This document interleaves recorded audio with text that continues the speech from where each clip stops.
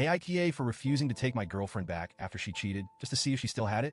I'm 30M, currently grappling with one of the toughest situations I've ever faced, and I need some outside perspective to help me sort through the mess.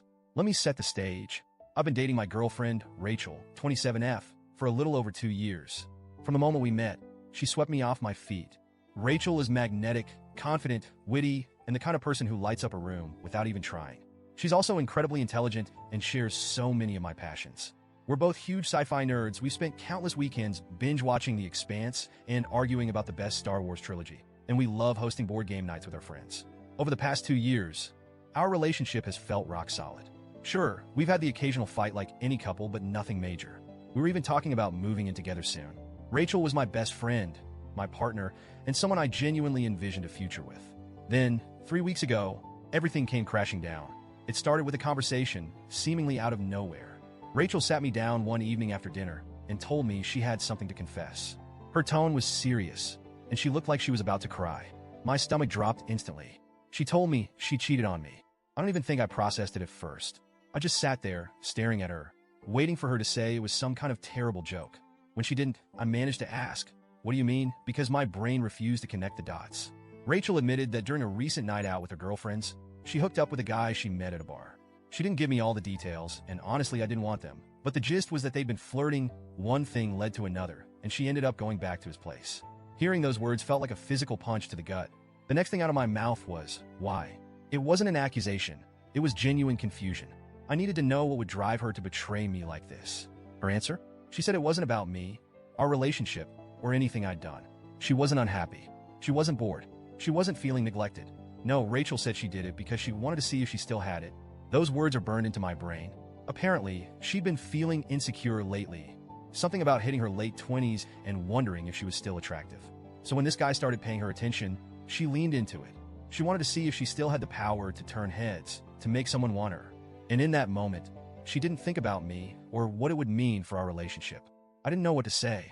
I felt a mix of anger, sadness, and disbelief.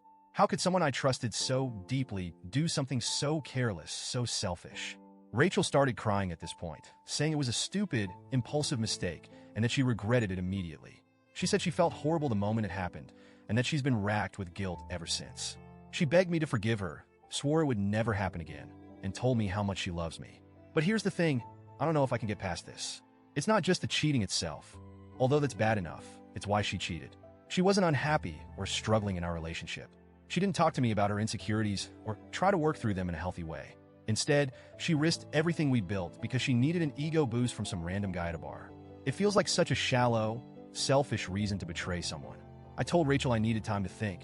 She said she understood and that she'd give me space, but that didn't last long. Over the next few days, she started bombarding me with texts and calls, telling me how sorry she was and begging me to reconsider. She even showed up at my apartment unannounced one night, crying and asking me to take her back. On top of that, some of our mutual friends have started getting involved. Apparently, Rachel told them what happened, and now they're weighing in, most of them on her side. The common refrain is, everyone makes mistakes, and if she's truly sorry, you should give her another chance. They keep telling me how much Rachel loves me and how she's learned her lesson. One friend even said I was being too harsh, accusing me of letting my pride ruin what could still be a great relationship. I won't lie, some of what they're saying has gotten in my head. Am I being too rigid? Is this something I should be able to move past? Or am I justified in thinking that staying with her would mean betraying my own boundaries and self-respect? I've been going back and forth in my mind ever since. On one hand, I still love Rachel. I can't just shut off 2 years of love and memories. There's a part of me that wants to believe her when she says it was a one-time mistake, that she's truly sorry and that it won't happen again. But on the other hand, I can't shake the feeling that something is broken now, something that can't be fixed. I trusted Rachel completely, and she shattered that trust. Even if I forgave her, would I ever be able to fully trust her again? Or would I always be wondering if she'd give in to another moment of insecurity down the line? Then there's the matter of my own self-respect. If I take her back, am I setting a precedent that it's okay to treat me this way? Am I showing her and myself that my boundaries don't matter? It's been 3 weeks since her confession, and I still don't have answers. Rachel hasn't let up in her efforts to win me back, and the pressure from our friends isn't helping. I feel like I'm being pulled in a million different directions, and I don't know what to do. So, Reddit, AITA for refusing to take her back? Am I being unreasonable? Or am I right to stand my ground?